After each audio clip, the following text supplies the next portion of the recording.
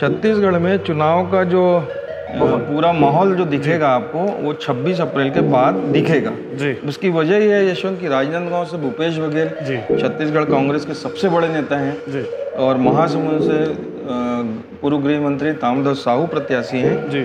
तो ये दोनों का चुनाव निपटना है 27 अप्रैल को। संतोष पांडे की स्थिति ये है यशवंत कि संतोष पांडे के साथ संघ का कैडर है जी। भारतीय जनता पार्टी के कार्यकर्ता हैं जी। लेकिन 5 साल सांसद रहने के दौरान जो दूरी पब्लिक से रही उसका कहीं ना कहीं नुकसान जनता भी महसूस कर रही है। PS बाबा ने तो पहले ही पारिवारिक कारणों से चुनाव लड़ने से मना कर दिया है लेकिन बिलासपुर के लोकल लीडरशिप ये चाहती है कि विष्णु यादव को वहाँ से अवसर मिले जी। लेकिन राष्ट्रीय नेतृत्व देवेंद्र यादव के प्रति सहमति दी है जी। देवेंद्र यादव का जो फैन फॉलोइंग है जी। वो यूथ के बीच में अच्छा है जी। यादव कोरबा में सरोज पांडे ने कहा है कि साम दाम दंड भेद से चुनाव मैदान में इस पूरे 10-5 दिन के राजनीतिक घटनाक्रमों में अगर सबसे ज्यादा किसी से प्रभावित हुआ हूँ वो सरोज पांडे है जी।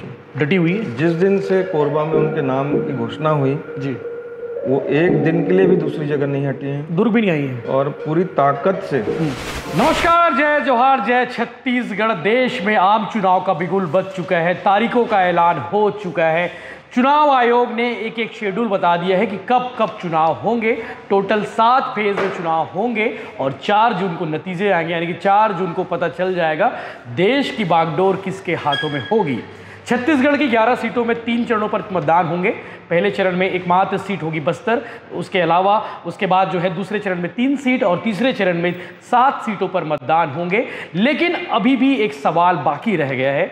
वो सवाल ये है कि कांग्रेस की जो सीटें बची हुई हैं, कांग्रेस ने जो ऐलान करना बचा हुआ है उनका ऐलान कब होगा, उन सीटों पर ऐलान कब होगा जो 5 सीटें बची हुई है। हमारे साथ आलोक तिवारी जी हैं। चुनाव बिगुल बजने के बाद हमारी पहली चर्चा है और अभी भी कई सवाल है कि उन सवालों के जवाब आलोक तिवारी जी देंगे। पहला सवाल यही कि बची हुई सीटों पर कांग्रेस ऐलान कब करने वाली है? 5 यशवंत, भारत चुनाव आयोग ने आज पूरे देश भर में आम चुनाव का शेड्यूल जारी किया है जी। छत्तीसगढ़ में चुनाव 3 चरणों में होना है जी। पहला चरण लोकसभा बस्तर का है जिसमें 19 अप्रैल को मतदान होना है। 20 मार्च को अधिसूचना जारी हो जाएगी जी। 27 मार्च को नामांकन की आखिरी तारीख है। 28 मार्च को नामांकन पत्रों की जांच होगी और 30 मार्च को नाम वापसी की आखिरी तारीख बस्तर के लिए दी गई है। तस्वीर साफ हो जाएगी कौन कौन मैदान में है, कितने लोग मैदान में हैं। नाम वापसी के बाद स्थिति क्लियर हो जाएगी। दूसरा चरण है 26 अप्रैल को जी। यहाँ 3 सीटों के लिए मतदान होना है जिसमें कांकेर, राजनांदगांव, महासमुंद जी। लोकसभा के लिए मतदान होना है 26 अप्रैल को। 28 मार्च को अधिसूचना जारी होगी। 4 अप्रैल को नाम का आखिरी दिन है जी। 5 अप्रैल को नामांकन पत्रों की जांच होगी और नाम वापसी 8 अप्रैल को होगा। ये पहले और दूसरे चरण की स्थिति बता दो यशवंत कि छत्तीसगढ़ में ये जो इलाका है बस्तर का जी। और कांकेर, राजनांदगांव का ये नक्सल प्रभावित इलाका माना जाता है और सुरक्षा कारणों से इन 2 चरणों को तैयार किया गया है जी। तो काफ़ी चुनौती कानून व्यवस्था के लिहाज से काफ़ी पुख्ता प्रशासन के सामने होगी, इसलिए तैयारी की जरूरत पड़ेगी। काफ़ी बटालियन भी लगे हुए हैं, अभी आएंगे भी जी। तो मेरा ख्याल है कि ये 2 चरणों को पहले इसीलिए निपटाया गया है जी। पहले और दूसरे चरण में, और तीसरा चरण जो होगा वो 7 मई को मतदान होना है जी। जिसमें 7 सीटें हैं जी। रायपुर, बिलासपुर, कोरबा, रायगढ़, जांजगीर चांपा, दुर्ग और सरगुजा, जिसमें दुर्ग लोकसभा हमारा 7 मई को मतदान होना है जी। 12 अप्रैल को इसकी अधिसूचना होगी जी। नामांकन की आखिरी तारीख 19 अप्रैल है जी। नामांकन पत्रों की जांच 20 अप्रैल को होगी और नाम वापसी 22 अप्रैल को होगी। ये सारे मतलब 7 चरणों में देश में चुनाव होना है, लेकिन छत्तीसगढ़ का चुनाव 3 चरणों में जी पूरा होगा। ये पहली बार है कि बस्तर को सेपरेट एक सीट के लिए अलग से चुनाव 2019 में राजनांदगांव, कांकेर और ये 3 सीटों को पहले चरण में लिया गया था, लेकिन सुरक्षा कारणों से व्यवस्था बनाए रखने के लिहाज से ये बस्तर को सेपरेट कर रहे हैं जी। एक बड़ा सवाल अभी भी है कि इस सीट पर कांग्रेस ने प्रत्याशी का ऐलान नहीं किया बस्तर, और 20 मार्च से नामांकन प्रक्रिया मैं आऊँगा, प्रत्याशी पे भी आऊँगा, पर मैं आपको ये बता दूं कि छत्तीसगढ़ में चुनाव का जो पूरा माहौल जो दिखेगा आपको वो 26 अप्रैल के बाद दिखेगा जी। उसकी वजह यह है यशवंत की राजनांदगांव से भूपेश बघेल छत्तीसगढ़ कांग्रेस के सबसे बड़े नेता हैं जी। और महासमुंद से पूर्व गृह मंत्री ताम्रध्वज साहू प्रत्याशी हैं जी। तो ये दोनों का चुनाव निपटना है 27 अप्रैल को। दिग्गजों का चुनाव रहेगा, मतलब दिग्गजों की सीट रहेगी। ये 26 अप्रैल को फ्री हो जाएंगे। उसके बाद जो 7 सीटें 7 सीटों पे 7 मई को जो मतदान होना है, 12 अप्रैल से जो माहौल बनेगा, असली जंग जो है आपको 7 मई को जी, मतलब 26 के बाद देखने को मिलेगी, क्योंकि ये अपना चुनाव लड़ेंगे, उसके बाद वहाँ जाएंगे जी। हालांकि भूपेश बघेल बस्तर इत्यादि का दौरा कर चुके हैं जी, और लगभग सभी सीटों पे उनका अपना अभी फोकस पहले और दूसरे चरण के सीटों पर रहेगी जी। तो 26 अप्रैल के बाद जो 7 सीटें उसको लेकर के जी मुकाबला होगा जी। अब प्रत्याशी पे राजनीतिक तैयारियों के संदर्भ में ये है कि भारतीय जनता पार्टी मतलब चुनाव खत्म होने के बाद दूसरे चुनाव के मूड में आ जाती है जी, और कांग्रेस को स्पीड पकड़ने में बड़ा वक्त लगता है जी। उसका चुनावी तैयारियों का असर ये है कि कांग्रेस के पास सब कुछ है जी, सब कुछ डिसाइड है कि किसको क्या करना है, लेकिन लेट हो रहा है और घोषणा नहीं हो पा रही है जी। तो 5-7 सीटों पे शायद जी कांग्रेस ने अपने उम्मीदवार घोषित किए हैं, जिनमें राजनांदगांव से भूपेश बघेल हैं जी, भारतीय जनता पार्टी से वहाँ संतोष पांडे हैं, 6 की हैं, 5 बचा हुआ है, 5 सीटें बची है जी। तो और अपना जी दुर्ग से राजेंद्र साहू हैं, और पूर्व से ज्योतिरामन, रायपुर से विकास उपाध्याय, महासमुंद से ताम्रध्वज। कुल मिलाकर के कांग्रेस प्रत्याशी चयन के मामले में पीछे हो गई है जी। भारतीय जनता पार्टी की तैयारी काफ़ी आगे चल रही है यशवंत। कल भी दुर्ग में एक बड़ा सम्मेलन चौहान टाउन उसमें रखा गया है, सोशल मीडिया इन्फ्लुएंसरों की मीट रखी गई है जी, है ना। भाजपा प्रवेश का भी कार्यक्रम है जी। तो भाजपा का पूरा शेड्यूल जो है एकदम व्यवस्थित चल रहा है। कांग्रेस को अभी तैयारियों को लेकर बीजेपी में विधायक से लेकर सांसद से लेकर मंडल अध्यक्ष, सब टॉप टू बॉटम सब लगे हुए हैं जी, सारे लोग सक्रिय हैं जी। और कांग्रेस धीरे धीरे मूड में आ रही है जी। लेकिन जो कांग्रेस ने जिन प्रत्याशियों को अवसर दिए हैं 6 सीटों पे जी, वो काफ़ी प्रभावी हैं जी, और उनसे बेहतर प्रत्याशी दूसरा कांग्रेस का नहीं हो सकता था जी। एक अच्छा चयन है। अब आगे आज से चुनाव शुरू होगा जी, अब माहौल दिखेगा, अब माहौल समझ में आएगा जी। जनता क्या चाह रही है ये तो 4 तारीख को ही पता चलेगा ईश्वर, 4 जून। लेकिन भारतीय जनता पार्टी के पास मोदी का ब्रांड है जी, और मोदी के 10 साल के कामकाज को लेकर के भारतीय जनता पार्टी लोगों के बीच जाएगी। और एक ही नारा, अब की बार 400 पार जी। मैं आपको बता दूं 370 इंडिविजुअल बीजेपी ने टारगेट अपने लिए रखा है जी, और सहयोगी दलों के साथ 400 रखा है जी। अब ये 400 कैसे जाएंगे जी, ये 4 तारीख को पता चलेगा जी। 4 तारीख को मंगलवार है, तो मंगल किसका होगा जी?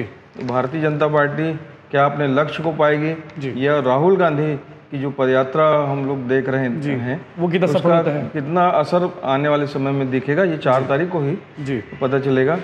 सीट वार अगर बात करें यशवंत, तो लोग जानना चाह रहे हैं कि राजनांदगांव में क्या चल रहा है। भूपेश बघेल जी पहुंच गए राजनांदगांव? हाँ, पहुंच गए हैं, और काफ़ी पिछले 3-4 दिन से उनका जो दौरा हो रहा है उससे कांग्रेस के पक्ष में वातावरण भी बनने लगा है जी। संतोष पांडे की स्थिति ये है यशवंत कि संतोष पांडे के साथ संघ का कैडर है जी, भारतीय जनता पार्टी के कार्यकर्ता हैं जी, लेकिन 5 साल सांसद रहने के दौरान जो दूरी पब्लिक से रही उसका कहीं ना कहीं नुकसान जनता भी महसूस कर रही है जी। लेकिन भारतीय जनता पार्टी की मौजूदा सरकार है जी, अब माहौल बनाने में थोड़ा सा संगठन काफ़ी मजबूत है जी, तो संतोष पांडे को राहत मिल सकती है। लेकिन भूपेश बघेल के आने से कांग्रेस के सारे गुट जी और कार्यकर्ताओं में सक्रियता आई है जी। गुटबाजी जैसा कोई नज़ारा राजनांदगांव में देखने को नहीं मिल रहा है जी।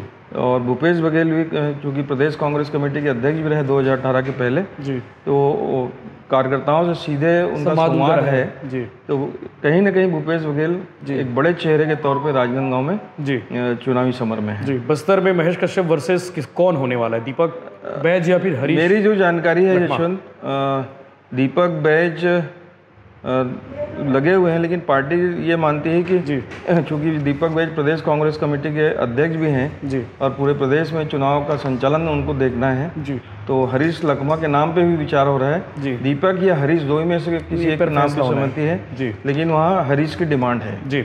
रूपकुमारी चौधरी लकमा, जो ये कवासी लकमा के बेटे भी हैं जी। रूपकुमारी चौधरी वर्सेस ताम्रध्वज साहू महासमुंद। देखिए वहाँ दुर्ग के लोग वहाँ रवाना हो चुके हैं। दुर्ग के लोगों के वहाँ जाने से कुछ लाभ नहीं होना है यशवंत जी।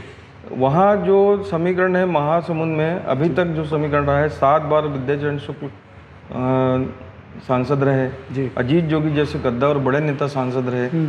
संत पवन दीवान को भी वहाँ के लोगों ने अवसर दिया। चंद्रशेखर साहू, चंदू साहू, बड़े बड़े धाकड़ वहाँ से रहे हैं जी। ताम्रध्वज साहू को दुर्ग से महासमुंद शिफ्ट किए जाने के पीछे की वजह सिर्फ ये है कि वहाँ साहू और कुर्मी वोटों का ध्रुवीकरण अगर पार्टी के पक्ष में हो जाता है तो बेहतर स्थिति बनेगी। और साहू समाज का प्रदेश में ताम्रध्वज साहू से बड़ा कोई दूसरा नाम पार्टी के पास नहीं था, इसलिए ताम्रध्वज साहू को मैदान में उतारा गया है। रिश्तेदारी के मामले में भी ताम्रध्वज साहू वहाँ काफ़ी मतलब महासमुंद के हर एक गांव में उनके अपने रिश्तेदार भी हैं जी। तो उसका भी असर आपको पूरी टीम भी लगी हुई वहाँ पे, और पूरी टीम अलग से लगी हुई है जी। संसाधनों के मामले में भी ताम्रध्वज साहू सक्षम है जी। राजधानी में ब्रिजमोहन वर्सेस विकास उपाध्याय, वहाँ चर्चा हो गई थी विकास उपाध्याय सीट छोड़ने वाले, टिकट वापस करने नहीं थी, हुल्लड़ वो तो गेम ऑफ पॉलिटिकल राजनीति का एक गेम होता है कि आप अफवाह उड़ा दो। विकास उपाध्याय को वीडियो जारी करना पड़ा है ना, तो विकास इतने कमजोर नहीं है जितना उनको लोग समझ रहे हैं जी। लेकिन ब्रिजमोहन है जी।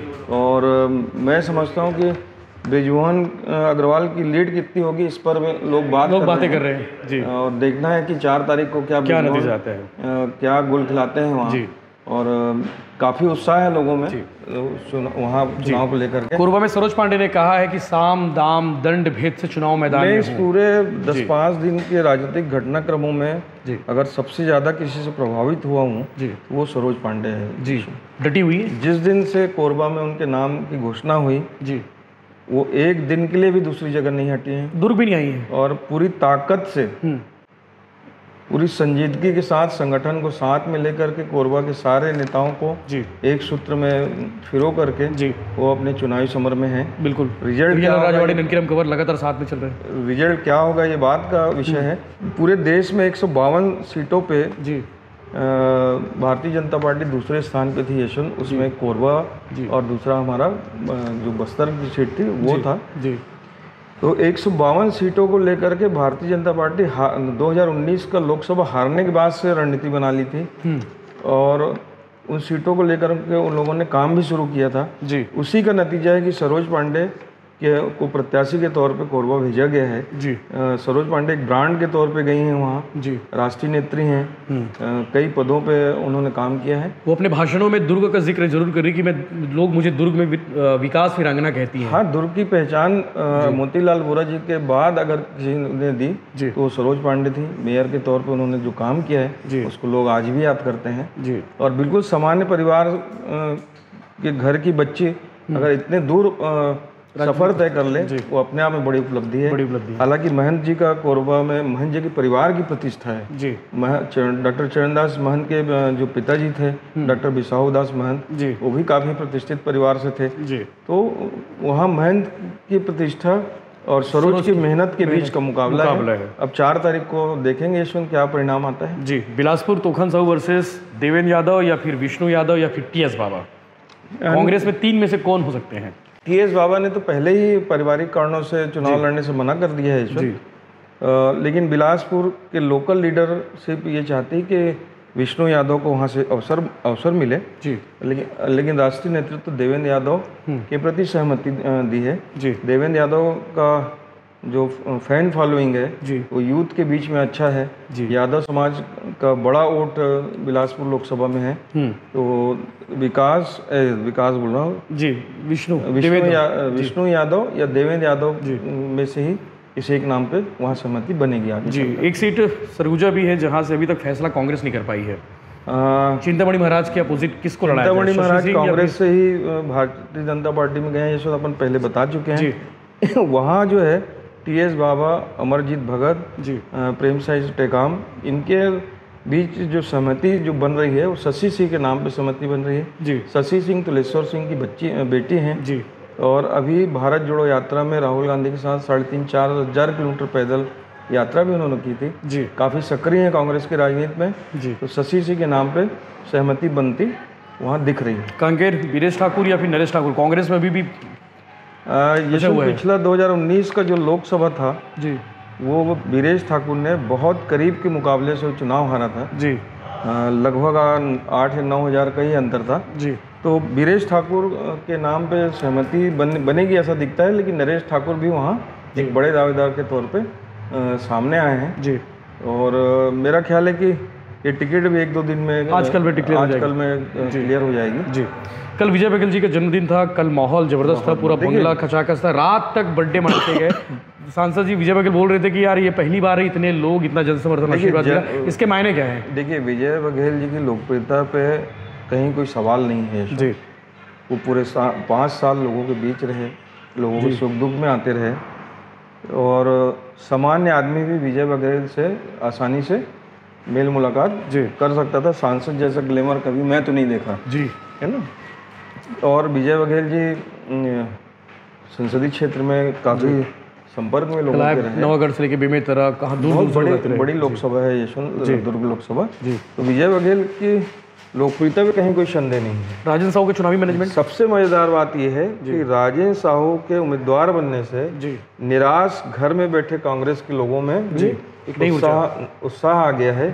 दूसरा सामाजिक समीकरण यहाँ ऐसा है यशवंत, मेरे पास जो डाटा है लगभग 5 लाख 5.25 लाख के आसपास साहू समाज का पूरे संसदीय क्षेत्र में वोट है जी।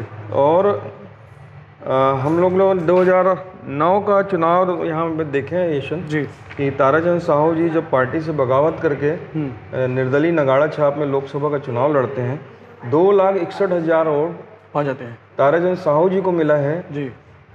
कांग्रेस और ताराचंद साहू के बीच 21,000 का फैसला था जी और ताराचंद और बीजेपी के बीच 9,000 का फैसला था जी। चुनाव जबरदस्त रहा उस त्रिकोणीय मुकाबला। आप ये समझ लीजिए कि समाज बहुत प्रभावी है यशवंत यहाँ। अगर राजेंद्र साहू के नाम पे साहू समाज एकजुट हुआ तो मुकाबला कड़ा दिखेगा। परिणाम चाहे जो हो, मैं नहीं जानता परिणाम क्या होगा जी, पर मुकाबला टाइट हो जाएगा यशवंत जी। तो राजेंद्र साहू दुर्ग शहर में भी काम कर चुके हैं, दुर्ग ग्रामीण काम कर चुके हैं जी। पाटन के 2 विधानसभा के वो चुनाव संचालक रहे जी। बेरला नेवनारा उनका अपना गांव है जी। तो सारे समीकरण राजेंद्र साहू को अच्छे प्रत्याशी के तौर पे स्थापित करने में कामयाब हैं जी। परिणाम देखने का विषय है। 4 जून को पता चलेगा 4 जून को क्या होगा। तो सामाजिक समीकरण उनके साथ हैं जी।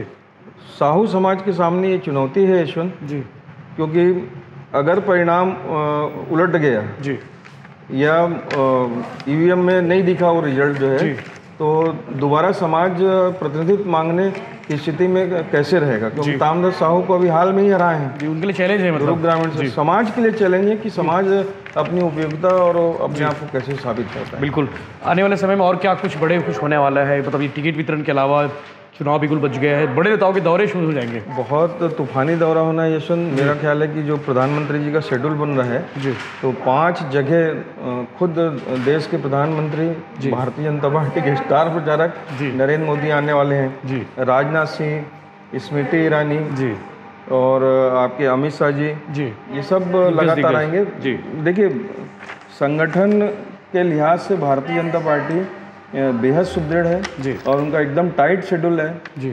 आजकल वर्चुअल भी सभाएं होने लगी तो और प्रयोग मतलब प्रचार में आपको नए तरीके इस बार जी दिखेंगे जी।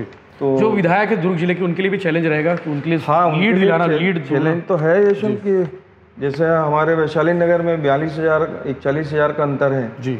2019 में 60-65 हज़ार का अंतर था। उन्होंने टारगेट दिया 1 लाख का डीके सिंह जी। वो फिर टारगेट आप 5 लाख का रख लीजिए, उसमें कहीं कोई दिक्कत नहीं है जी। पर जनता का मूड क्या है ये महत्वपूर्ण है जी, तो ये देखना जरूरी है जी। दुर्ग शहर में हम 40,000-45,000 के आसपास जीते हैं बीजेपी। तो इतनी बड़ी जीत को आप कैसे संभाल के रखेंगे और इस जीत से ऊपर कैसे जाएंगे जी, ये भारतीय जनता पार्टी के विधायकों का चैलेंज है। और विधायकों का रिपोर्ट कार्ड भी कहीं नजर आ जाएगा। मैं वही उसी पे आ रहा था। 3 महीने में उन्होंने क्या काम किया, जनता कितनी खुश है, जनता खुश है या नाराज है, ये तो 5 साल बाद विधायकों को पता चलेगा जी। पार्टी जो भारतीय जनता पार्टी का तंत्र है जी, उसमें जो लोग अमित शाह को रिपोर्ट कर रहे हैं, पार्टी अध्यक्ष को रिपोर्ट कर रहे हैं जी, वो लोग बारीक नज़र रखे हुए हैं यशवंत कि कौन विधायक क्या कर रहे हैं जी, पार्टी संगठन का कौन सा पदाधिकारी कहाँ काम कर रहे हैं जी, क्योंकि मोदी जी को हर हाल में 400 पार चाहिए जी, और उसके लिए उनके लिए एक एक सीट महत्वपूर्ण है जी, तो इस लिहाज से भी काफ़ी महत्वपूर्ण है चुनाव जी, क्योंकि ये चुनाव आपके जब आने वाला विधानसभा चुनाव जो 5 साल बाद विधानसभा चुनाव होगा, आपके टिकट वितरण में बड़ा बेस बनने का काम करेगा।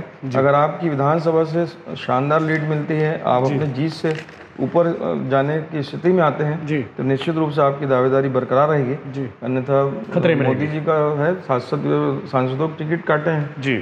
ठीक है, तो मुझे लगता है कि ज़रूरी विषय था कि चुनाव का बिगुल बज चुका है और हम लगातार आपके बीच आते रहेंगे और आपको चुनावी खबरें, चुनावी अपडेट और चल क्या रहा है चुनाव के अंदर भीतर खाने में, सब कुछ आपको बताएंगे कि बीजेपी में क्या चल रहा है, कांग्रेस में क्या चल रहा है। तो आप बने रहिए लाइटन के साथ में, चैनल को सब्सक्राइब कर लीजिए। हमारी बातचीत कैसे लगी आप हमें कमेंट करके जरूर बताइए और क्या कुछ होने वाला है वो भी आप हमें सजेशन दीजिए। जय हिंद, जय जवाहर, जय छत्तीसगढ़।